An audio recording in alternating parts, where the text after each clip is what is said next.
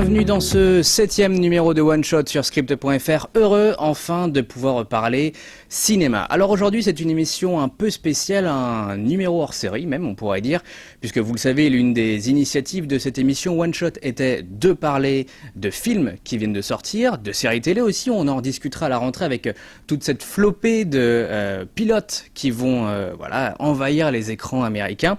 Mais c'était aussi de parler d'actualité quand on en avait envie, quand on en ressentait peut-être le besoin. Et si vous êtes un aficionado de culture pop américaine, si vous êtes un fan de blockbusters hollywoodiens, si vous êtes tout simplement un lecteur de comics, eh bien vous le savez, la Comic-Con International, la Comic-Con de San Diego vient tout juste de se terminer. Le Convention Center a fermé ses portes et on peut le dire encore cette année, on a eu son lot de nouveautés, d'images, d'annonces, enfin voilà, c'est de la Comic-Con, c'est de l'entertainment, c'est de l'américain. Et avec moi pour en parler aujourd'hui, Adrien de Script.fr. Salut Adrien. Bonjour. Et on a des micros. Et voilà. Alors, on va pas pouvoir parler de toute cette Comic-Con, 4 à 5 jours, c'est pas possible, mais on va essayer de se positionner sur les panels les plus importants, de revenir peut-être aussi sur nos coups de cœur, sur nos coups de gueule si on en a, peut-être sur les craintes qu'on peut avoir face aux images qui ont été montrées avec cette Comic-Con. Et j'ai déjà envie de te demander, est-ce que tu as un coup de cœur déjà ? Alors coup de cœur, c'est oui. Un coup de cœur, vraiment un truc. Coup de cœur. Voilà, qu'est-ce que vraiment un truc. En général, c'est la question qu'on pose à la fin, mais là, je viens de te la poser, dès le début. Mon coup de cœur après ces premiers panels, ça va être les premières images de Wonder Woman. Wonder Woman. Voilà, parce que je l'attendais. Fébrilement, parce que le personnage est très intéressant. De ce qu'on avait pu déjà voir dans Batman vs Superman, ça promettait de belles choses. Et j'ai été rassuré en voyant ces premières images de l'univers et du personnage, de la photographie. Franchement, ça va être le personnage féminin que j'attends pour l'année prochaine. Alors justement, pour cette émission, nous allons entre autres beaucoup en tout cas parler de DC et de Marvel, et on va commencer avec ce qui pour moi était le plus gros panel de cette Comic-Con 2016, c'est le panel de Warner Bros. Alors je suis pas en train de dire que le panel ou en tout cas que les annonces DC ont été plus importantes que celles de Marvel, puisque tout ce qui est lié au DC film faisait partie du panel Warner Bros. Mais voilà, 2 heures de panel avec quasiment une dizaine de films présentés, des stars, le panel Warner, il était terrible. Donc on va commencer avec ce panel-là. Plusieurs films officiellement de base étaient présentés: Wonder Woman, Suicide Squad, Lego Batman, King Arthur, Fantastic Beasts, Kong Island. On parlera de Justice League qui était la surprise tout à l'heure. Surprise. Et donc, tu le disais tout à l'heure, cette bande-annonce de Wonder Woman. Alors, tes avis à chaud, moi j'ai envie d'avoir ton ressenti sur cette bande-annonce de 2 minutes 40, ce qui est pas rien. Ce qui est assez long, c'est vrai que il y a tout ce qui fait un peu le potentiel d'une bande-annonce, c'est que il y a de l'action, il y a de belles images, il y a de beaux plans, ça donne une première idée un peu de ce que va être le scénario. Donc le contexte... Sans qu'on en sache trop. Moi je pense qu'ils réservent quelques surprises. Là ils ont quand même beaucoup misé le côté Première Guerre mondiale, pas trop l'Amazon. Je pense que justement toutes les scènes Amazon nécessitent déjà de base plus d'effets spéciaux, il doit y avoir plus de CGI, plus de fond vert. Mais j'ai été quand même plus agréablement surpris par peut-être ce côté Amazon, parce qu'on en voit un peu, donc c'est rassurant. Parce qu'il y avait peut-être le côté, on va dire, Xena, moi, qui me faisait aussi un peu peur. Qui dit Amazon dit forcément Xena. Mais les costumes sont réussis. Le background de Wonder Woman par rapport à son passif, ses origines, je pense qu'il va être bien exploité. Le côté Première Guerre mondiale aussi, plutôt pas mal, avec des combats dans les tranchées. Les prémices peut-être du grand méchant ou de la... On sait pas trop, il y a des choses, il y a des ouais. indices. Voilà, il laisse quelques petites pistes. Mais en tout cas ça donne envie. Moi j'ai un peu peur après ce que je pense être le côté un peu référence ou un peu parallèle qui va être fait avec peut-être Captain America. dans le côté historique, le côté personnage avec son bouclier. Moi, c'est un peu ça qui me fait peur. Parce que dans la bande-annonce, on la voit beaucoup avec son bouclier, même si ça fait vraiment plaisir de voir un peu le fonctionnement du lasso, enfin. Ouais, le lasso. Ah, le lasso, il est beau. Mais moi, c'est une des choses d'ailleurs que j'avais adoré sur Wonder Woman dans BVS. C'est le lasso. Alors, on tourne cette émission à plein rêve, hein, librairie nantaise de comics. Et justement, John qui travaille dans ce magasin, lui, voilà, il me disait hier qu'il n'était pas très fan de ce lasso. Je vais pas dire lasso fluo, mais enfin bon, on dirait qu'elle a une guirlande en fait dans les mains. Mais moi, je trouve que ça a vraiment de la gueule en fait. Ça claque. Dans cette ambiance un peu, voilà, effectivement, Première Guerre mondiale, enfin voilà, assez sombre, quand même ce lasso qui donne beaucoup de lumière aux personnages, à la scène, même il y a une dynamique, je trouve, dans les mouvements. Je trouve très sympa aussi les ralentis, les chorégraphies. Alors je sais pas si c'est un effet qui est uniquement proposé pour le trailer, ou si c'est quelque chose qui, c'est une manière dont ils ont pensé déjà les combats en avance. Si c'est le cas, franchement, je suis plutôt excité justement de voir ce qui peut se passer en termes de combat sur ce Wonder Woman. Et je pense que là, il n'y aura pas les retours, parce que c'est ça qu'ils voulaient faire il y a quelques années, donc une série Wonder Woman, qui a été un peu bâchée, et puis finalement qui a été annulée. C'était par le créateur de Ali McBeal. Tout à fait, ouais. Donc, il y avait que, en fait, ils n'ont tourné que le pilote. Le pilote d'ailleurs est dispo même, je pense, sur YouTube. Il était pas si mal. Hein. Adrienne Padalecki. Oui, exactement. Voilà, qui avait pris le rôle. Après, je pense que ça n'avait pas été, c'était beaucoup critiqué par rapport au costume. Au costume, ouais. Après, bah là, moi, je trouve le costume super. Je trouve que ça marche. Je trouve Chris Pratt. J'avais un peu peur. Je suis pas un très grand fan de cet acteur, mais je trouve Pratt plutôt pas mal. On n'en voit pas encore trop. Voilà, le trailer était très centré Wonder Woman. Je dirais que pour moi, il me rappelle un peu celui de BVS l'année dernière à la Comic Con. C'est des beaux trailers, sans qu'on en sache véritablement trop, sans que ça spoil. Le film sort en fait malgré tout dans un an, quoi, en juillet prochain. Donc on a encore le temps, on aura plein de trailers, on aura plein d'images, plein d'affiches. D'ailleurs, l'affiche est top. Ah oui, l'affiche où elle est un peu de profil 3/4, un peu en... Non, très belle affiche. Aux couleurs de Mad Max, j'ai envie de dire presque. Ouais, mais très sexy, mais voilà, je pense que tous les fans du personnage sont encore plus rassurés, même s'il l'était déjà avec Batman versus Superman, mais là, je pense que ça remet un petit coup de pression, peut-être aussi. Mais en tout cas, belle surprise, et ça donne envie, enfin, personnage féminin. Mon seul regret, on va dire, personnel, c'est que, voilà, à la base, Monsieur Whedon devait faire un Wonder Woman il y a quelques années. Ah oui, mais c'était il y a longtemps. Et s'il avait fait Wonder Woman, aurait-il fait Avengers? Voilà, avec DC, mais je pense que, voilà, il n'y a pas de honte à avoir, il n'y a pas de regret. Le film sera comme il sera. Ouais, je pense que le film est sur une bonne voie. J'espère qu'il va marcher. En fait, tout le monde a vraiment à gagner que ce film marche. Si c'est un échec, je dirais pas une catastrophe, mais ce sera beaucoup plus compliqué pour les investisseurs. Voilà, ces grands Manitou, ceux qui sont bien au-dessus des patrons, des majors, à s'autoriser de financer des films comme ça avec des héroïnes. Wonder Woman, je dirais pas début de cette mode-là, mais voilà, c'est une icône très forte en tant qu'héroïne dans la culture pop américaine. Si le film marche, c'est évident qu'on va avoir plein de films comme ça, voilà, avec des héroïnes. Peut-être que les studios aussi feront beaucoup plus confiance en des réalisatrices pour réaliser des blockbusters, puisque c'est quand même la première fois qu'une femme réalise un film qui coûte plus de 100 millions de dollars, ce qui est quand même plutôt dingue. On pourrait dire enfin. Enfin, bah oui, tout à fait. Après, Donc bon, il faut espérer que ce film marche pour tout le monde. Il faut aussi que pour DC, ce film fonctionne, c'est important. Wonder Woman, c'est une des icônes les plus importantes pour cette maison d'édition. Il faut aussi que pour le DCverse cinématographique, le film réussit à conquérir les spectateurs après, voilà, les déçus de BVS, quoi. Alors le second DC film officiel, en tout cas, qui était présenté à cette Comic-Con, c'était Suicide Squad. Il y a eu une sorte de trailer remix rap un peu étrange. Étrange, fun. Après, voilà, ce qui est bien dans avec... la continuité. Voilà, c'est ça. C'est que, pour moi, Suicide Squad ont une com parfaite depuis le début. Depuis les premières images jusqu'à tous ces clips. Depuis un an, en fait, finalement. Oui. Depuis qu'ils ont diffusé le teaser à la Comic-Con l'année dernière.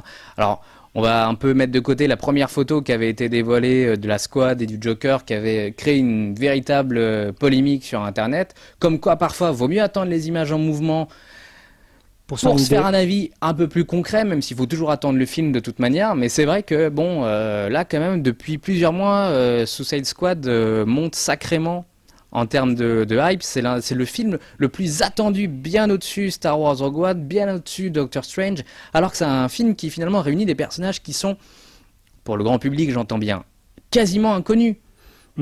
Après, inconnu certes, mais ça fait du bien aussi à l'univers parce que enfin des personnages qui sont inconnus, de nouvelles choses, de nouvelles visions et le côté aussi, voilà. Je pense que heureusement qu'il y a le Joker.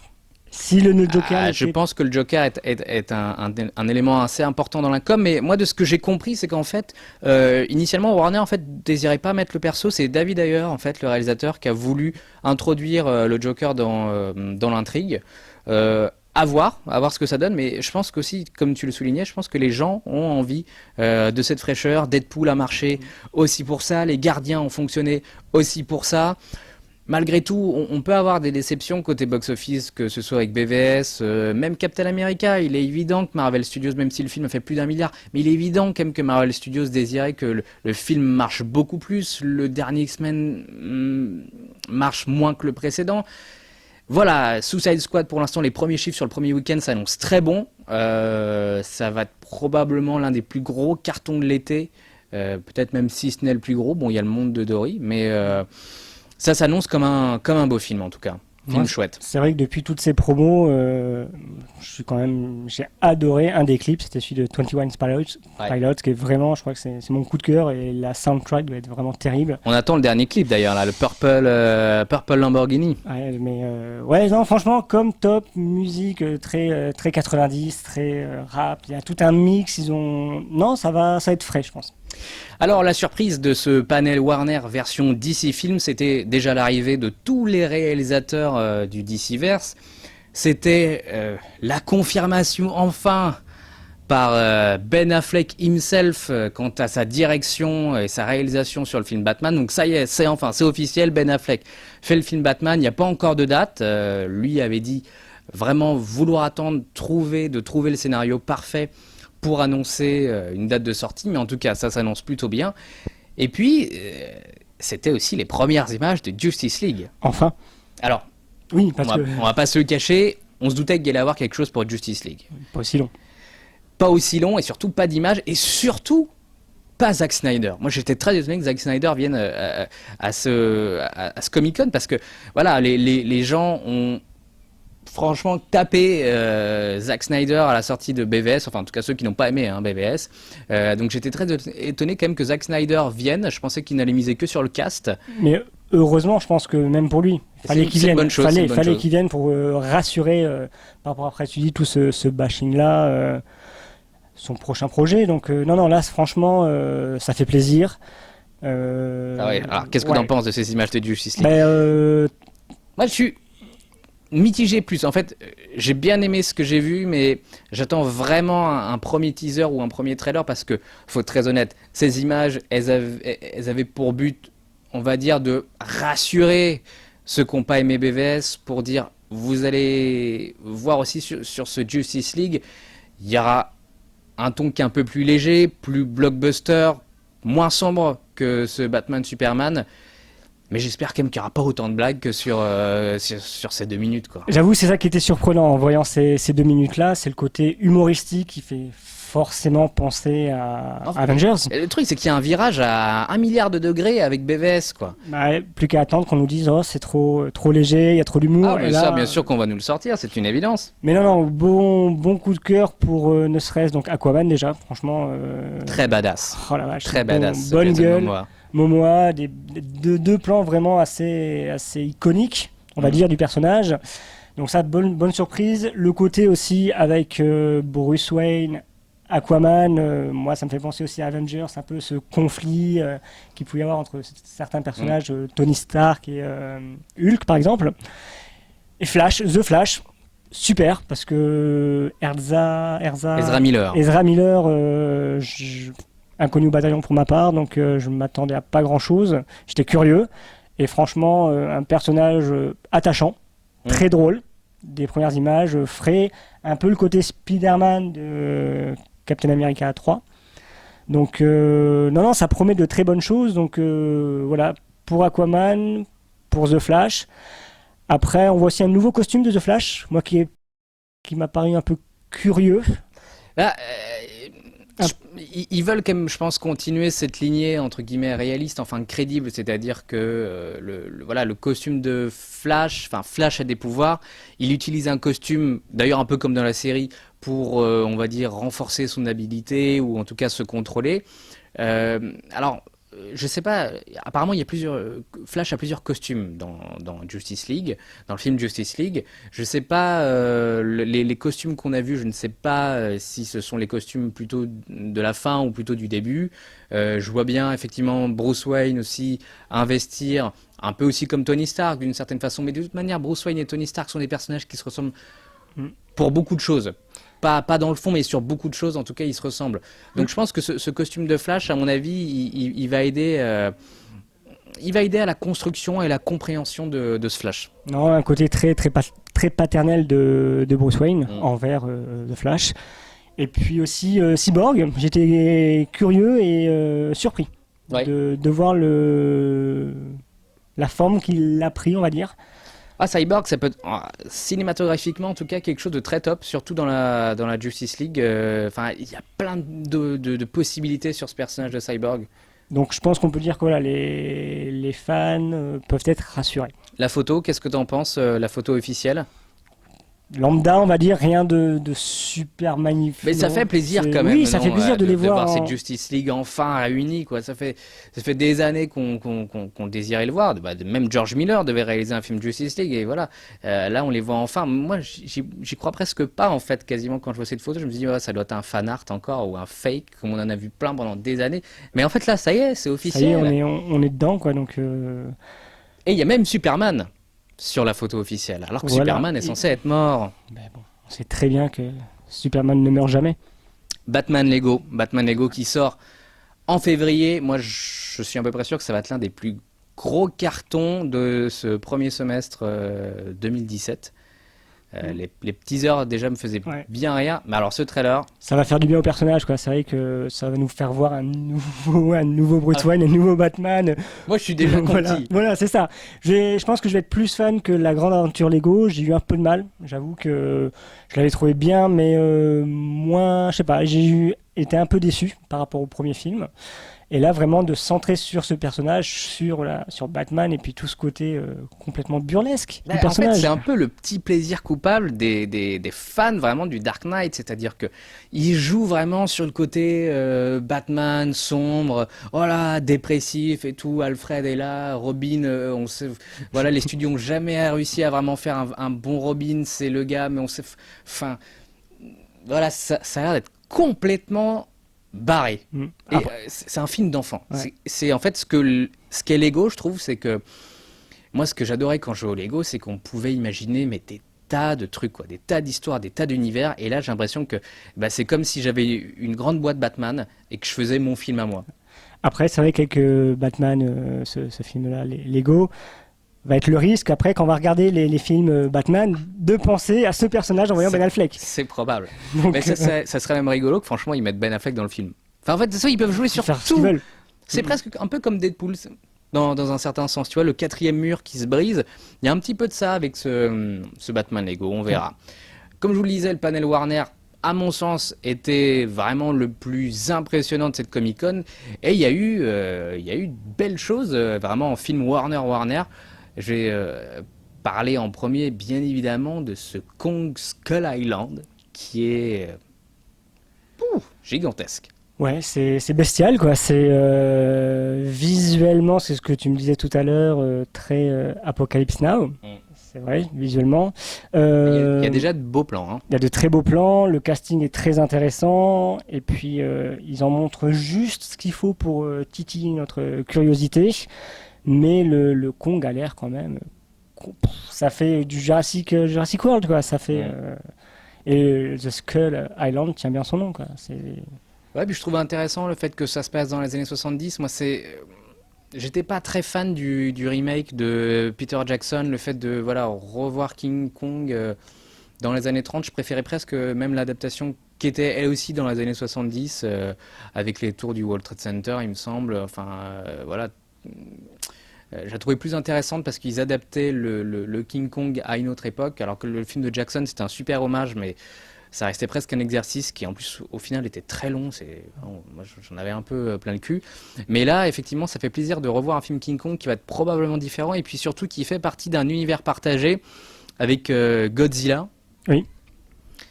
Et du Donc, coup, ça donne vraiment envie ils de. vont nous faire un King Kong versus Bah, c'est Godzilla. ça, c'est ce ils l'ont annoncé. Hein, je crois que c'est en 2020 ou 2021. Et du coup, je suis vraiment excité de voir un King Kong, Le choc des titans. Godzilla. Bah, ouais, parce que ça peut être franchement, Ouais. c'est Non, très non, curieux, quoi. c'est bien. Je pense que ça va être un bon film.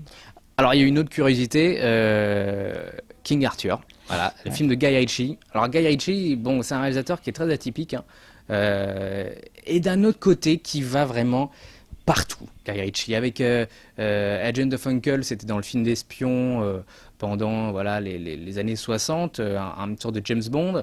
Les Sherlock Holmes, voilà, c'était une époque. King Arthur, c'est comme si on lui avait donné du Tolkien à faire. C'est ça. Il s'amuse en fait. Ça a l'air d'être un grand gamin et il nous fait un truc. À la première vision, je me suis dit, mais c'est un peu une blague le film parce que c'est curieux. On se dit, mais de quoi ça On dirait parle? presque une parodie en fait. On dirait presque un film humoristique alors que je pense pas que ce soit. Après, je pense que ça va être curieux. J'ai peut-être peur que le public n'adhère pas. Parce que Je c'est suis vrai. pas sûr du. Je pense pas que ça va être un carton. Mais non, non, je pense que ça va être un peu l'ovni cinématographique Ou bien ça étonnera beaucoup de gens. qui te double. On verra bien. J'y crois assez peu, mais. Après, visuellement, waouh, il y a de l'idée, il y a des effets. Parce que j'étais très surpris pour du Guy Ritchie. Il y a des Ouais. effets spéciaux. Oui, ça fait un peu. Mais c'est ça, il y a un côté très fantastique qui est bizarre en fait, du coup, qui lui convient pas trop en fait. Ouais. À voir. Fantastic Beast, très rapidement. Euh, Le spin-off hein, de la saga Harry Potter. Comme tout le monde, je pense que tous les fans des Harry Potter, ouais, super, génial, j'ai hâte. Parce que voilà, on revient dans un univers qu'on connaît, le casting toujours aussi parfait. Je vais m'amuser. Je pense que ça va être vraiment des films bon enfant, visuellement sympathiques et puis bien. DC, c'est aussi des séries qu'on aime ou qu'on n'aime pas, notamment celle de CW. Alors voilà, tout le monde était là. Arrow, Flash, Supergirl, Legends of Tomorrow. Alors ils ont pour certaines, je crois que Supergirl, ils n'ont pas encore commencé le tournage. Pour les autres séries, ils ont tourné un ou deux épisodes, donc les trailers qui ont été diffusés, c'est à 95% de récap de ce qui s'est passé avant et un tout petit peu d'inédit, mais j'avoue que moi j'attendais je sais pas, une belle annonce. Bah, là, si, il peut y avoir une belle annonce, avec que bon, dans toutes ces séries-là, il n'y en a pas vraiment aucune qui me bottait. Arrow, j'ai lâché l'affaire, ça tourne en Ah, rond. il faut qu'ils arrêtent. Hein. Supergirl, j'ai pas Mais adhéré. tu vois, Supergirl, ils auraient dû annoncer l'arrivée de Superman dans la série à la Comic Con. Oui. Mais la bonne surprise, ça a été pour The Flash. Là, franchement, The Flash, avec le nouvel arc Flashpoint, Flashpoint, ouais. je me dis, ça y est, au moins ils ont l'intelligence un peu de s'auto-rebooter, de repartir sur des nouvelles bases. Et puis, de toute façon, c'est frais comme série. Faut pas que ça dure 7-8 saisons, mais en 5 saisons, ils peuvent faire un show qui passe très bien. Donc là, belle surprise et ça donne envie. C'est une série très comics blockbuster, moi qui me plaît plutôt pas mal du coup. Mhm. Dans la même veine, quelque chose qui me plaît pas mal en côté série DC Comics, c'est la troisième saison de Gotham. Pareil là, on a eu un trailer, je crois qu'il dure 5 minutes, on doit avoir 30 secondes à peu près d'inédit, qui va beaucoup se centrer sur la cour des hiboux et sur les créatures qu'on a vues à la fin de cette seconde saison. Moi, c'est Gotham, c'est une série que j'aime beaucoup. La cour des hiboux, c'est un des arcs, un des arcs majeurs voilà, de ces 10 dernières années sur Batman. Donc, en plus, je trouve que ça s'adapte très bien en série télé. Un côté un peu thriller, famille et tout. Ça peut être pas mal. Ça peut être pas mal du tout. Oui, Gotham est une bonne série qui vaut le coup d'œil. Après, pour des personnes telles que moi qui ne connaissent pas vraiment ces arcs-là, je suis curieux parce que ça va me permettre de découvrir de nouvelles choses. Et puis, non, le côté un peu, voilà, cop show quand même, qui fonctionne bien, sans tomber dans le côté too much du fantastique comme, voilà, Arrow, Bah, Legend of Tomorrow. Parce que Legend of Tomorrow, de ce qu'on voit, c'est du Doctor Who, quoi. Ça part là-dedans, quoi. Donc, pourtant, Legends of Tomorrow, ça pourrait avoir un potentiel monstrueux parce qu'après tout, ils peuvent prendre tous les héros quasiment qu'ils veulent. Ils peuvent aller dans différentes époques. Il y avait autant bien, enfin aussi bien Jonah Hex que enfin voilà, ça peut être autant l'époque du western que une époque actuelle, que la Seconde Guerre mondiale, que enfin. Et du coup, ça peut être vraiment génial. Ça peut être une série très décomplexée, mais avec des portes d'entrée, une originalité plutôt forte. Et je sais pas, franchement, je sais pas où ils vont avec cette série. Je suis même très étonné qu'ils fassent une seconde saison, à vrai dire. ouais, à voir comment ça évolue. Mais moi, je voulais connaître ton avis sur. Euh, Dis-moi, Ah, ça y est, j'ai un trou de mémoire. Sur, par rapport aux séries télé, sur du Marvel? sur. Bon, ça va me revenir. Ça va me revenir. Ça va Bon, me moi, de toute façon, on va passer à Marvel, Voilà. ça va être assez simple. Marvel, Netflix, hein, alors bon, ça, je dois avouer que ça Ça fait m'est revenu. plaisir. Ça fait plaisir de revoir Marvel cette année au Comic-Con, de manière assez générale, hein, puisque l'année dernière, Marvel Studios n'était pas là. Netflix n'a jamais vraiment investi, en fait, la Comic-Con de San Diego. Eux, ils étaient plutôt à New York. Mais maintenant, voilà, le fait d'avoir deux saisons Daredevil, une saison Jessica Jones, le fait d'avoir Iron Fist, Luke Cage qui sont en prévision, Defenders aussi, qui est un Punisher qui arrive, je crois qu'ils ont assez de matière pour voilà, venir à la Comic Con avec un beau programme. Et voilà, il y a eu beaucoup d'images. Luke Cage, Iron Fist, la confirmation d'une troisième saison pour Daredevil, Defenders, Punisher. Voilà, le seul point un peu négatif, enfin négatif. On nous a pas parlé d'une seconde saison de Jessica Jones.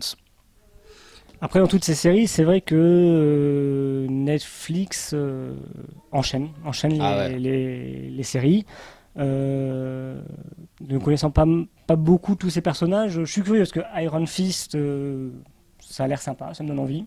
Ouais. Notre ami Luke Cage. Luke Cage, très 70s, Ah, ça peut être très très très fun ça. Shaft, Ouais. bon casting, Bah, pourquoi pas. le perso en plus apparaît dans Jessica Jones et c'est vrai que c'est un des gros, enfin c'est un des très bons points de Jessica Jones. Donc ouais, je dois avouer que cette série me donne vraiment vraiment envie quoi. Et pour The Defenders, c'est vrai qu'on voit rien, mais le petit côté Kurt Cobain dessus, moi, Ah, ça m'a conquis. ouais, parce qu'en plus, tous ces personnages Marvel version Netflix ont des personnalités très différentes. Du coup, je suis très curieux de voir comment ils vont réussir à coller tout ça, à trouver une bonne alchimie, puis trouver un méchant. Est-ce que ça va être un méchant qui est plus lié au fantastique? Est-ce que ce sera plus du thriller, plus un gang, par exemple? Ouais, je suis vraiment très très curieux, quoi. Non, et puis ce qui est intéressant, c'est que c'est des séries courtes, des saisons courtes. Oui. Et qui Donc, en plus qui peuvent s'enchaîner. c'est pour ça, c'est. Alors, l'intérêt pour Netflix d'aller à la Comic Con, c'est aussi conquérir un public pas encore conquis. Voilà. C'est ça, oui. Toi, justement, qui n'a pas vu de série Netflix Marvel, est-ce que voilà, ces images, ces bandes annonces, est-ce que toi, ça te donne envie bah, voilà, de te lancer vraiment dans cet univers un peu plus urbain de Marvel? Ça donne envie, mais là, je suis en train de me dire, peut-être que je m'y prends tard parce que tout va arriver d'un coup. Donc on se dit, ça va nous faire 4-5 séries à se bouffer, entre guillemets. Mm. Donc oui, parce que il y a quelques années, si on retourne en arrière, point de vue super-héros, à la télé, il n'y a quand même pas grand-chose, hein, à part Smallville. On avait vite fait le tour. Mais là, ça fait plaisir. Faut faire attention à la limite, quoi, de l'overdose, quoi. Pas Ah, trop en faire, quoi. je pense qu'ils vont aller plus loin, moi. Déjà, effectivement, il y a un Punisher hein, qui est annoncé en spin-off. Ils peuvent très bien faire un Moon Knight. Enfin, en gros, en fait, tous les héros qu'on ne verra probablement jamais au cinéma chez Marvel, enfin Marvel Disney, je pense qu'ils vont les mettre. Enfin, j- j'imagine vraiment pas, par exemple, j'aurais pas imaginé un Daredevil dans les Avengers. Euh, pareil pour Jessica Jones, pareil pour le Punisher. Moon Knight, c'est pareil, c'est un héros très urbain. Donc là-dessus, je trouve que voilà, Marvel a bien misé. C'est une bonne idée d'avoir ce contrat avec Netflix. Et ton avis sur l'arrivée dans Agent of Shield? Alors justement, Agent of Shield, bah écoutez, je suis très content parce que enfin, ça y est, ABC a compris comment faire une série Marvel au bout de 4 ans. Il était temps.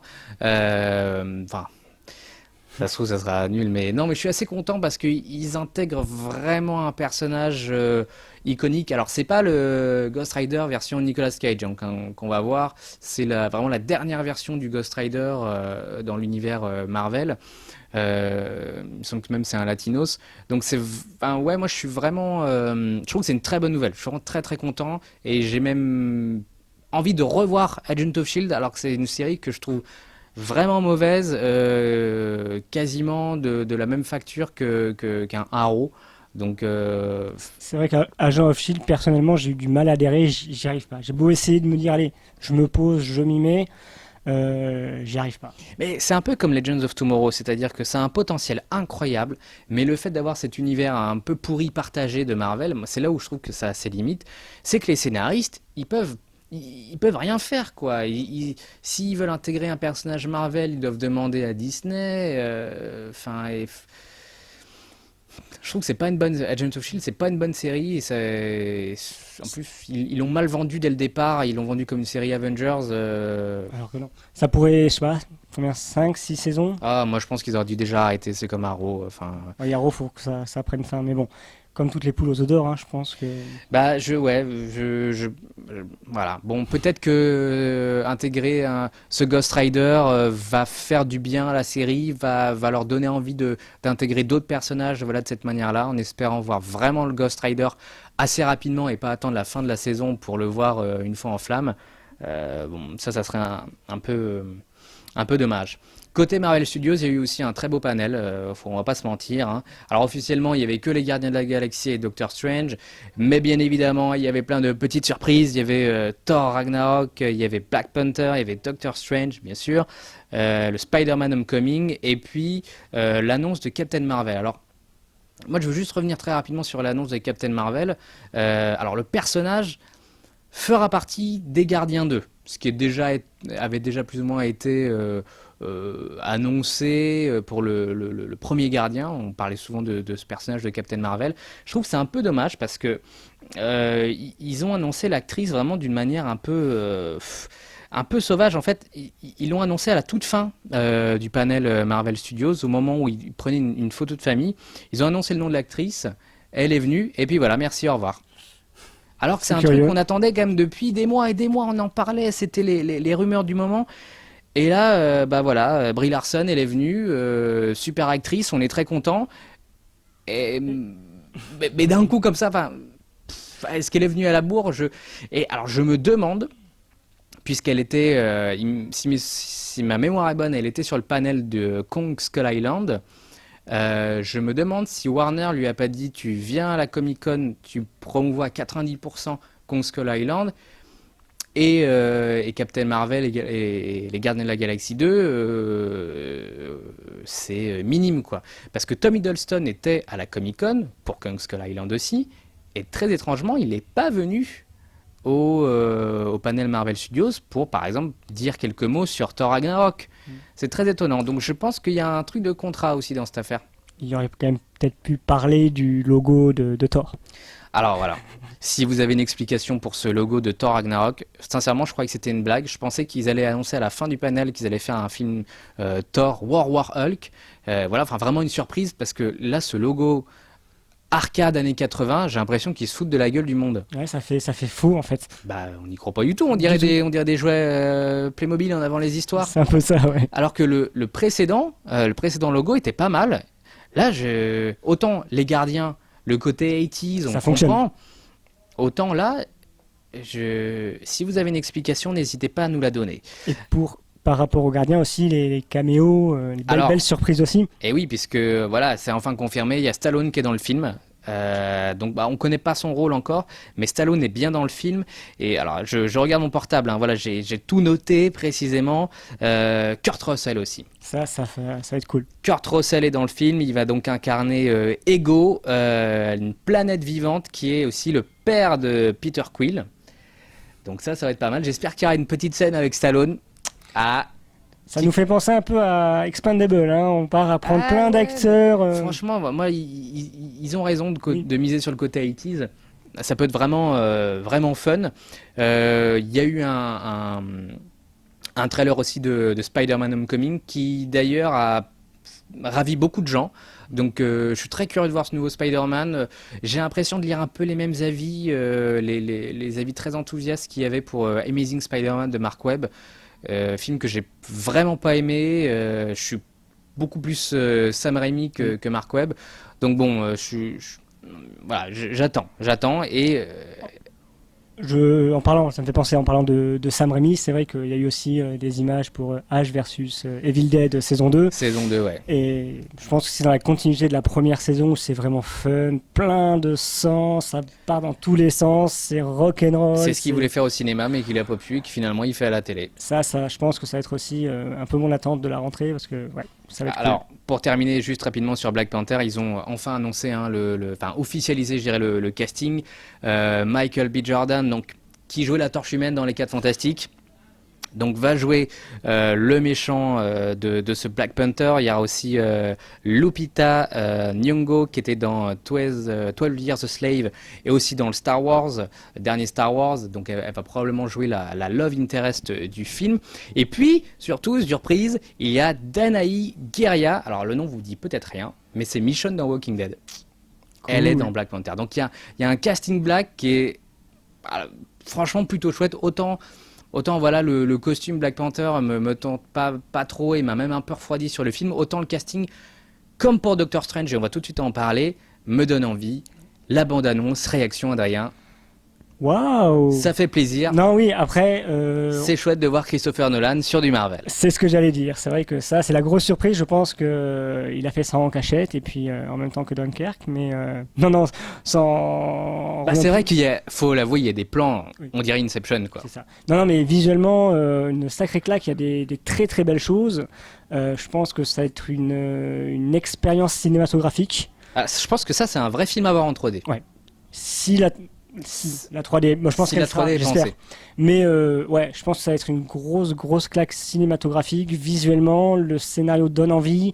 Un petit côté, comme on en parlait aussi précédemment, de Batman Begins. On en revient toujours à notre ami Christopher. Mais non, franchement, pour un perso qui est pas forcément connu.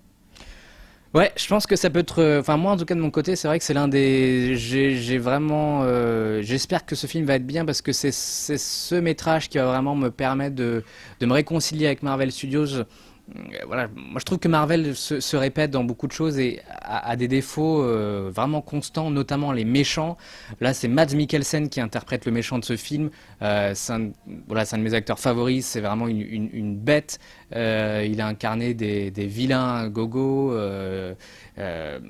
Bon, la bande-annonce, malgré tout, me rassure pas vraiment sur ce côté méchant. J'ai l'impression que ça va être encore un méchant bidon.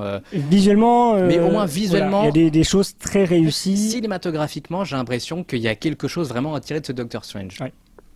Donc voilà, c'est vraiment le film Marvel que j'attends, avec les Gardiens 2 Oui, aussi, oui. et le Baby Groot, qu'on attend, qui sera l'élément marketing Forcément. de ce film Gardien 2. Alors c'est un peu décevant parce que Marvel a montré pas mal d'images quand même. Donc la bande-annonce de Spider-Man, celle des Gardiens 2, un petit sneak peek aussi de Thor Ragnarok. Mais ils l'ont pas dévoilé en fait sur le net.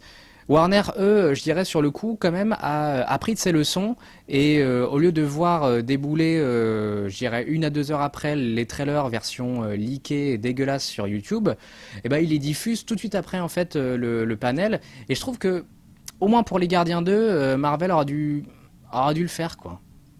Ça aura fait plaisir de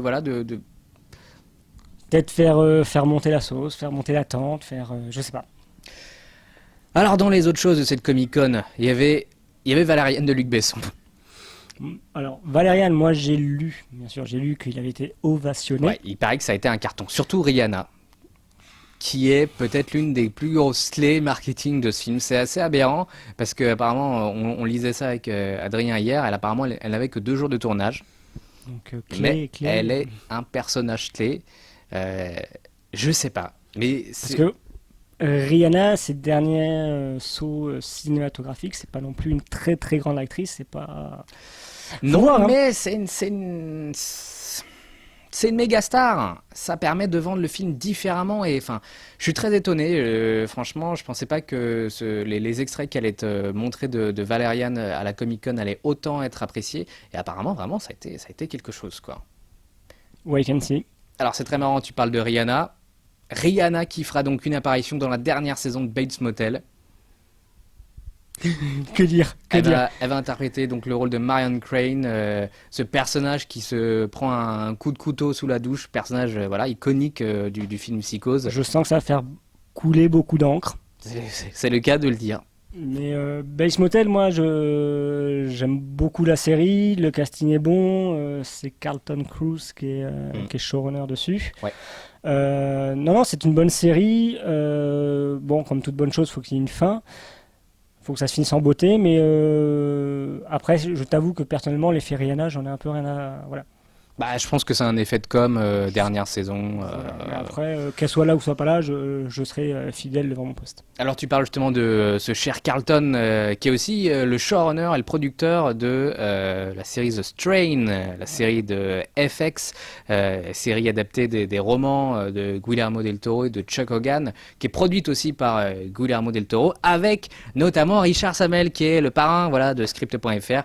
Alors je ne sais pas, quand vous verrez cette vidéo, je pense que normalement l'interview qu'on a faite avec Richard Sammel à la Comic Con, enfin qu'on a enregistré parce que nous on était à Nantes, hein, voilà, comme des vieux clochards. Mais de toute manière, vous savez, en général, plus vous êtes au centre du Convention Center à San Diego, moins vous serez au cœur de l'actualité. C'est bon. C'est comme ça. Vous êtes dans une vieille baraque en plein milieu de la Russie, vous serez plus informé de ce qui se passe à la Comic Con que si vous étiez à côté de, je sais pas, de Marvel, DC, bref. Donc saison 3 de The Strain, 10 épisodes sur cette saison. Bah, j'avais bien aimé les 2 premières saisons, donc c'est vrai que j'ai l'impression qu'ils vont vers quelque chose aussi de plus cinématographique, encore une fois. Non, c'est vrai que c'est une bonne surprise, cette série. C'est toujours plaisant à regarder, c'est bien écrit, c'est bien réalisé, c'est bien interprété. Non, il n'y a pas de défaut à en tirer. Donc, voir jusqu'où on va aller. Ça va être là, le grand questionnement. Combien de saisons? Faut pas non plus Comme tout le temps. trop tirer sur la corde. Mais non, il n'y a rien à redire, quoi, The Strain. Et j'avais presque oublié la 7e saison de Walking Dead. Le trailer. Alors ça a été aussi, je crois, à mon sens, c'est le plus gros panel série télé. Même plus haut que celui de Netflix.